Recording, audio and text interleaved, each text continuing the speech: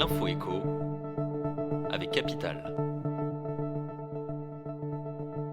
On commence par la mauvaise nouvelle du jour pour les propriétaires franciliens qui souhaitent vendre leur logement.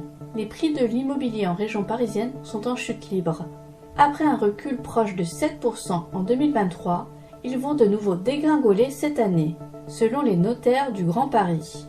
Dans la capitale, le prix au mètre carré des appartements anciens, qui a franchi à la baisse le seuil des 10 000 €, devrait plonger à 9 520 € d'ici le mois de mars. À cette date, les propriétaires auront subi une décote de leurs biens de 7,7% sur un an. On enchaîne avec la citation du jour. Il y a eu quelques gouttes d'eau qui ont fait déborder le vase. Fin connaisseur du monde agricole, le député du Puy-de-Dôme, André Chassaigne, revient sur les raisons de la crise que traverse le secteur. Il pointe les motifs de mécontentement des agriculteurs. Manque de réactivité de l'État suite à la maladie hémorragique épizootique, disparition progressive de l'avantage fiscal lié au carburant utilisé pour les tracteurs, loi Egalim.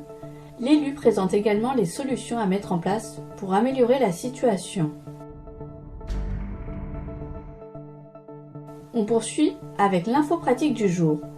Les rendements des fonds euros des contrats d'assurance vie sont enfin de retour. La rémunération moyenne des supports à capital garanti de l'assurance vie devrait grimper à 2,50% en 2023, selon le site Good Value for Money. Certains contrats affichent même des performances bien supérieures, à tel point qu'ils pourraient concurrencer en 2024 la star des placements garantis, le livret A.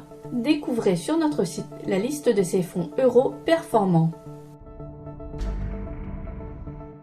Et pour terminer, le chiffre du jour, 164. C'est le nombre de magasins que le distributeur Casino, en plein démantèlement, va céder à Intermarché. Capital vous dévoile la liste exacte de ces super et hypermarchés qui passent sous pavillon Intermarché.